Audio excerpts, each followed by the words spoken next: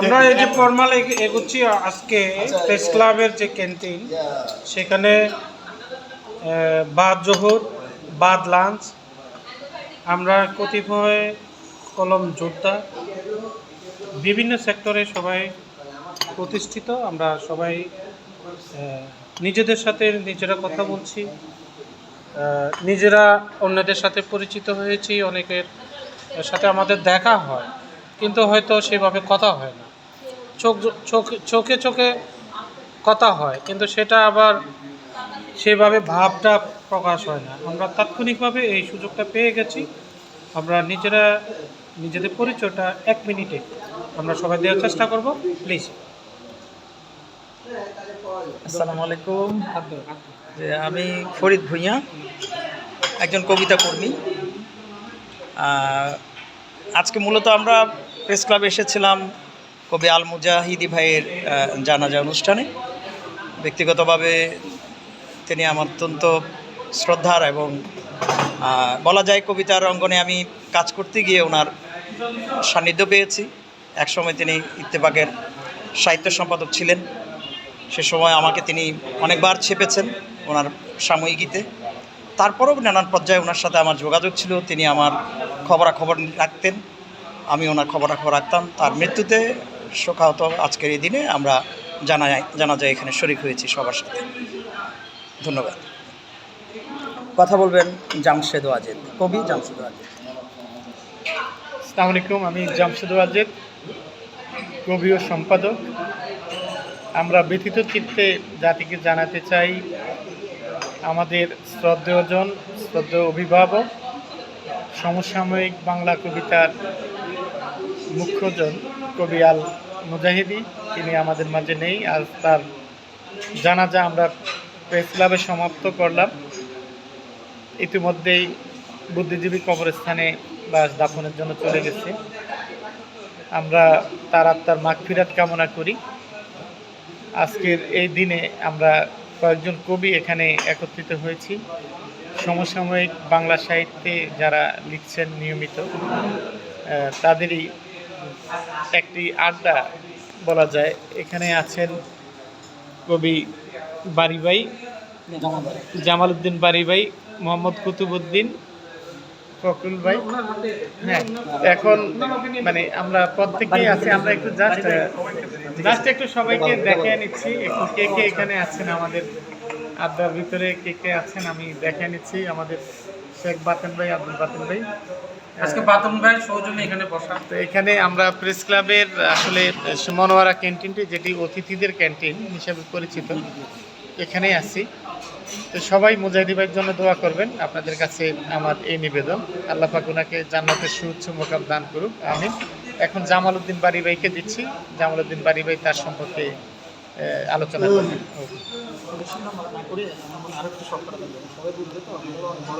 সবাইকে সালাম, শুভেচ্ছা।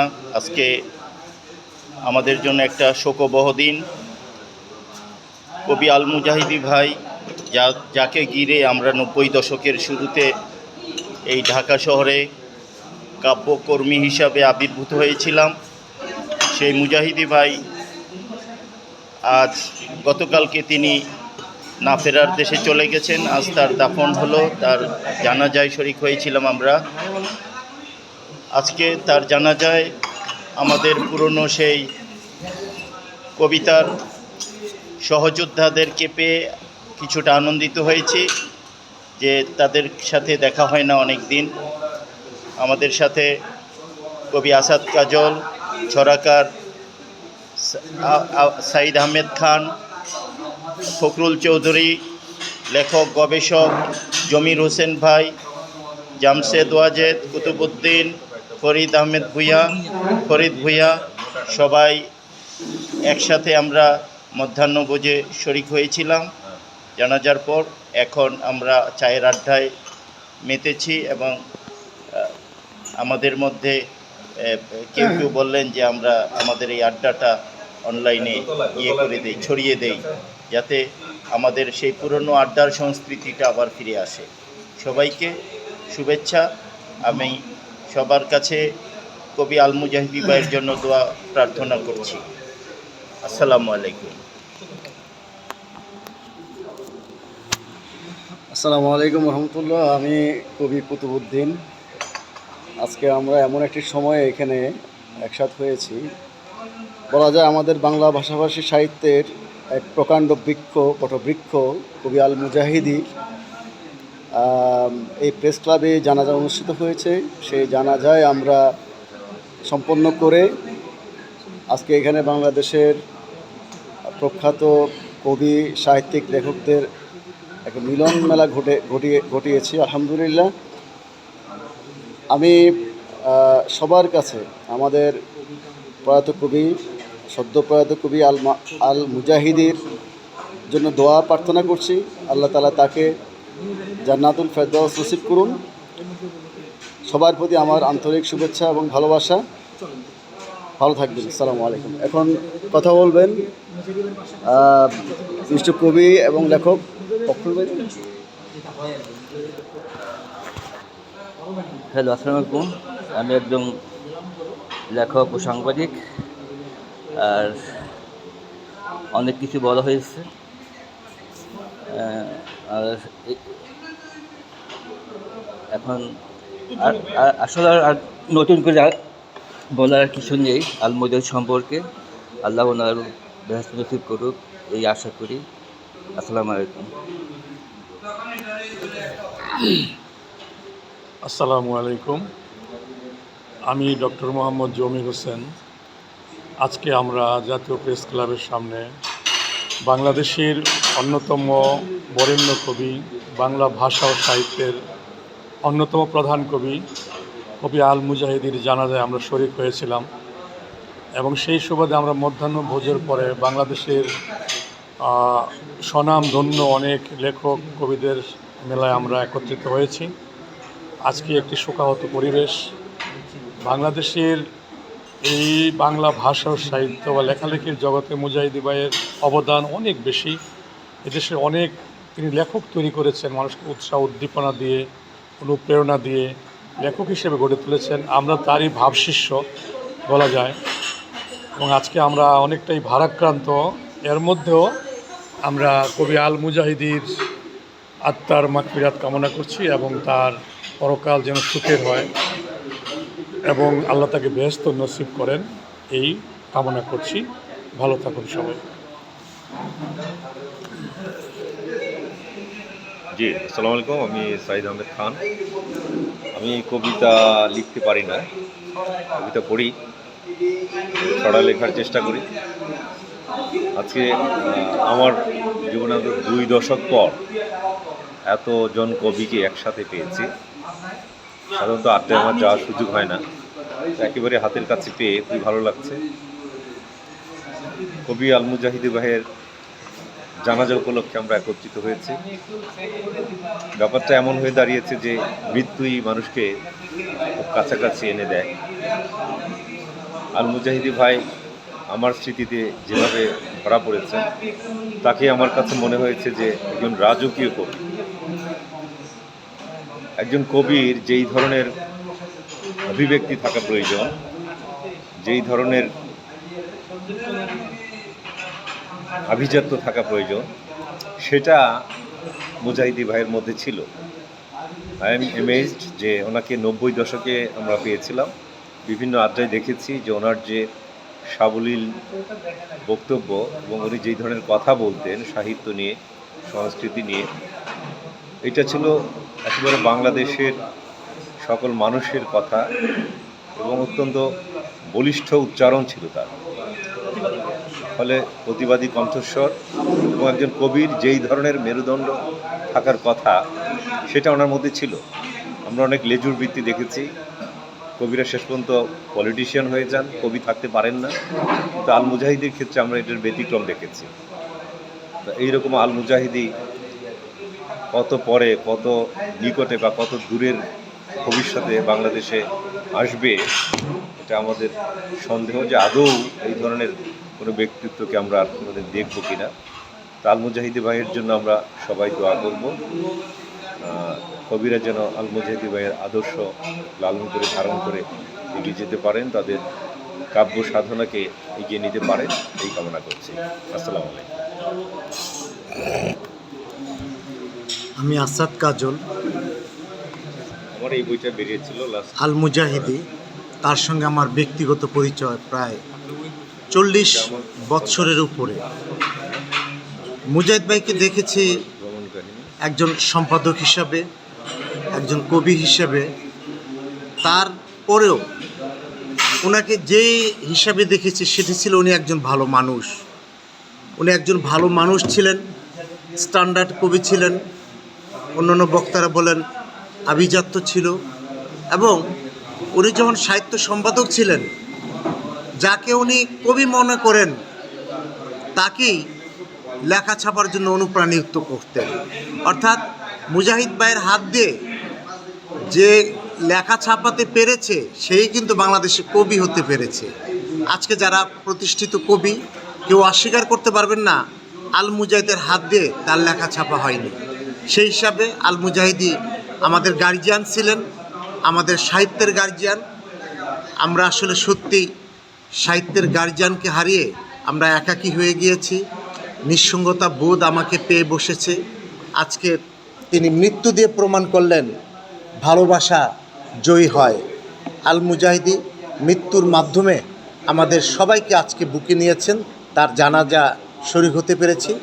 সবাই আল মুজাহিদির জন্য দোয়া করবেন। আসসালামু আলাইকুম। আমার নাম মোহাম্মদ আব্দুল বাতেন।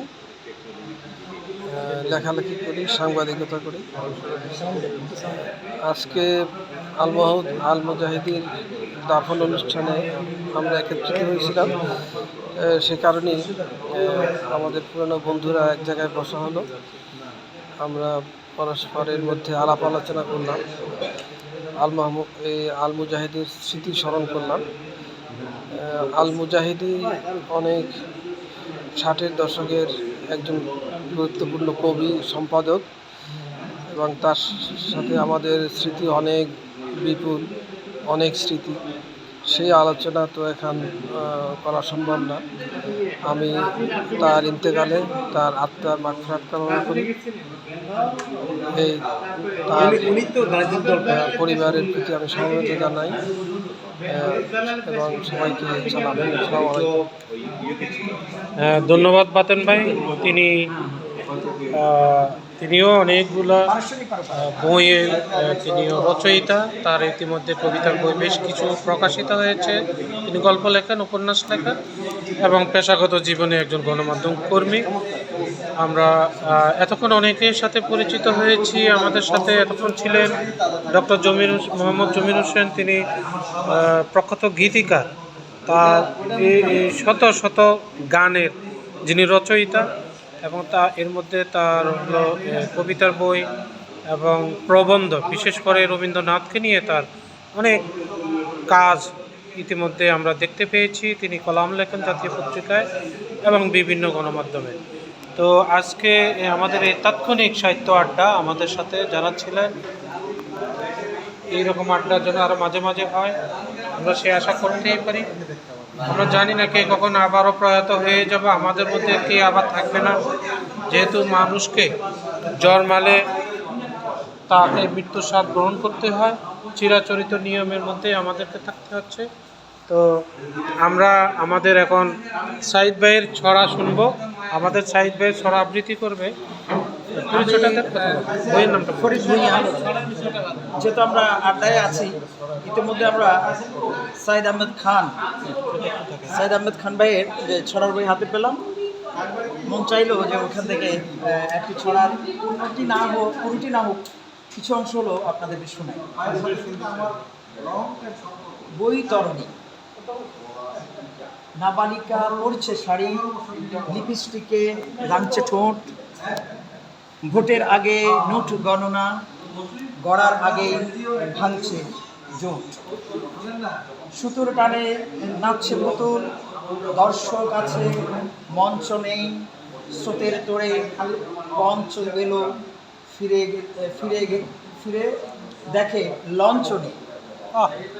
দুকুল হারা অকুল মাঝি তাল মেলাতে ভাঙছে ঢেউ, মহাদেশের কুল নাহি পায়, হাত ধরে তার বাঁচার কেউ। তুলছে মেকি স্মৃতি ঠেকুর, তৃপ্তি ঢেকুর, খিস্তি খেউর, পাঠার দল পালিয়ে যাওয়ার পথ খোঁজে তাই, ভাটার টানে চাটার দল। চমৎকার চমৎকার। চাটার দল, মাশাআল্লাহ, দারুণ, দুর্দান্ত ছিল। আমরা এখন স্বরচিত কবিতা পড়তে পারি, ইচ্ছা করলে মেমোরি থেকে। মেমোরিতে যেহেতু মুজাহিদি ভাই জানাজায় আমরা এসেছি, মুজাহিদি ভাই আমার এই কবিতাটি দৈনিক ইত্তেফাকে ছেপেছিলেন সম্ভবত 2008 সালে। শিরোনাম নিটুল কাহিনী। আমার কবিতা তুমি হেঁটে চলো আপন গতিতে, পৃথিবীর প্রান্ত ছুঁয়ে অন্য কোনো গ্রহে যেতে পারো, যাওনি তো ফিরে আসো বরাবর প্রাচীন অতীতে, কাল নেত্র দৃষ্টি মেলে এঁকে যাও ইতিহাস আরও। কবিতা আমার তুমি দেখে এসো বরফ সকাল, সাইবেরিয়ার সেই পেঙ্গুইন হাঁটি হাঁটি পা পা, মরুর কাহিনী শুনে এইভাবে যায় মহাকাল, ইতিহাস যার নিচে এখনও রয়েছে ঠিক চাপা। কবিতার চাষ করে পৃথিবীতে ফসল ফলাই, যে ফসলে ভরে ওঠে সভ্যতার নিটুল কাহিনী, এ কোন দানব এসে সব করে দলাই মলাই, আমার এই জনপদে কারাই নতুন বাহিনী। সাহসী বীরের জন্য আজও কাঁদে পৃথিবী প্রবীণ, অন্ধকার মুছে যাক, শুধু চাই আলোকিত দিন। কৃতজ্ঞতা এবং শ্রদ্ধা আল মুজাহিদি ভাইয়ের প্রতি। এই কবিতাটি তিনি ইত্তেফাকে ছেপেছিলেন। ধন্যবাদ জামশেদ ওয়াজেদ ভাই। তিনি একজন ছড়াকার, তিনি সনেট কবি, তিনি সংগঠক, তিনি অনেকগুলো সংগঠনকে পৃষ্ঠপোষকতার দায়িত্বে আছেন। আমরা আরও যদি কেউ পড়তে চায় নিজস্ব কবিতা, আপনি পড়বেন? মেমোরি থেকে একটা কবিতা পড়বেন। মুজাহিদি ভাইয়ের স্মরণে, যেহেতু মুজাহিদি ভাই আমার কবিতা ছেপেছিলেন 91 বা 92 সালে। হ্যাঁ, কবিতার নাম মানুষ জমিন, যেটা আমি সবচেয়ে বেশি স্মরণ করি এই কবিতাটার স্মৃতিবহ আর কি। মানুষ লেখে কেবল মানুষের কথা, লাঙলের ফলায় কর্ষিত মৃত্তিকার মতন, মানুষের কলমে তুলিতে উঠে আসে মানুষের ছবি। চৈনিক শিলায় মানুষের প্রতিকৃতি, মিশরের পিরামিডে মানুষের মমি, ইলোরার গহ্বরে মানুষেরই ললিত শরীর। হাজার বছর শুধু মানুষেরা করে নিজেদের চাষবাস, সমাজ সংসার, অনাবাদি পড়ে থাকে মানুষেরই অতলান্ত হৃদয়।